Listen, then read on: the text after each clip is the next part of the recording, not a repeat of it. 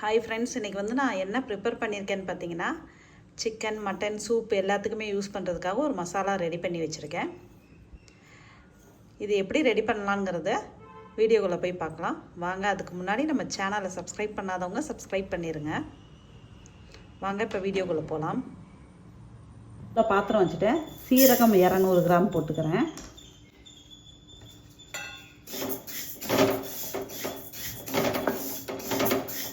இது வந்து try roast தான் பண்ணணும். சீரகம் வறுக்கும்போது அந்த வாசனை வந்தால் போதும், நம்ம இறக்கிடலாம். ரொம்ப சூடு கொடுத்து வறுக்க வேண்டாம், மீடியம் ஃப்ளேமில் வச்சு வறுத்துருங்க. இப்போது சீரகம் நல்லா வறுபட்டுருச்சு, வாசனை வந்துடுச்சு, கொஞ்சம் சடசடன்னு வெடிக்கவும் ஆரம்பிச்சிருச்சு. ரொம்ப வெடிக்க விட்டுறாதீங்க. இப்போ நம்ம இதை ஒரு பாத்திரத்தில் மாற்றிக்கலாம். இந்த மாதிரி மாற்றி நம்ம சூடு ஆற வச்சு வச்சுருவோம். அடுத்ததாக சோம்பு 150 கிராம் சேர்க்குறேன்.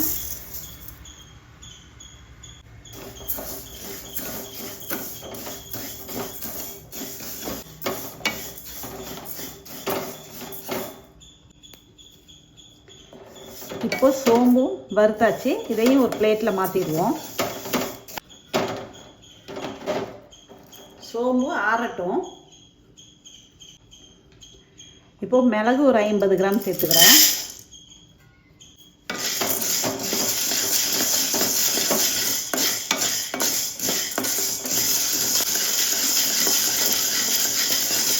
மிளகும் ரெடி ஆயிடுச்சு. மிளகு எடுத்து ஒரு பிளேட்டில் மாற்றிடலாம்.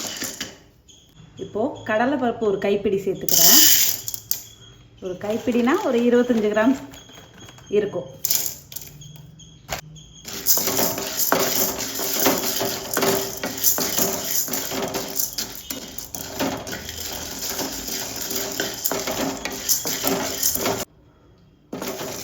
இப்போது கடலைப்பருப்பும் ரெடி ஆயிடுச்சு. கடலைப்பருப்பு எடுத்து ஒரு பிளேட்டில் மாற்றிடலாம்.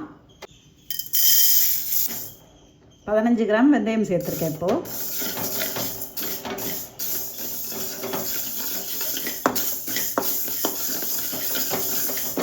இதையும் கொஞ்சம் நல்லா வறுத்துக்கலாம். இப்போது வெந்தயமும் ரெடி ஆயிடுச்சு, எடுத்துடலாம். கசகசா ரொம்ப முக்கியம். கசகசா இல்லைன்னா அந்த மசாலா வேஸ்ட்டு. 1/4 கிலோ கசகசா சேர்த்துருக்கேன்.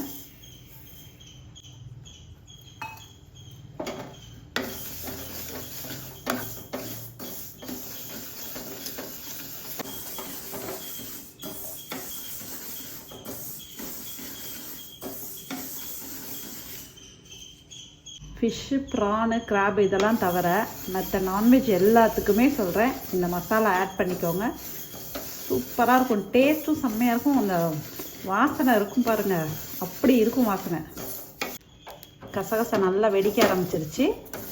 இப்போ இதையும் எடுத்து ஒரு பிளேட்டில் நம்ம மாற்றிடலாம். இப்போ கடைசியாக வந்து ஒரு 40 வத்தல் கிட்ட கிள்ளி வச்சுருக்கேன். இப்போது இதையும் ட்ரை ரோஸ்ட் பண்ணிக்கலாம்.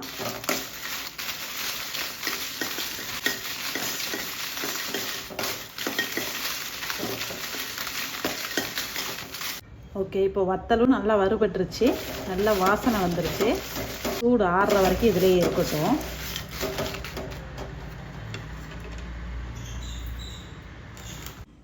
எல்லாமே வறுத்துருக்கு பாருங்கள்.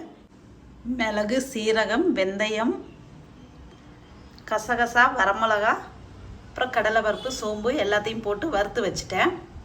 இது ஆறுனதுக்கப்புறம் நம்ம பொடி பண்ணிக்கலாம். பொடி பண்ணிட்டதுக்கப்புறம் உங்களுக்கு காட்டுறேன் நான்.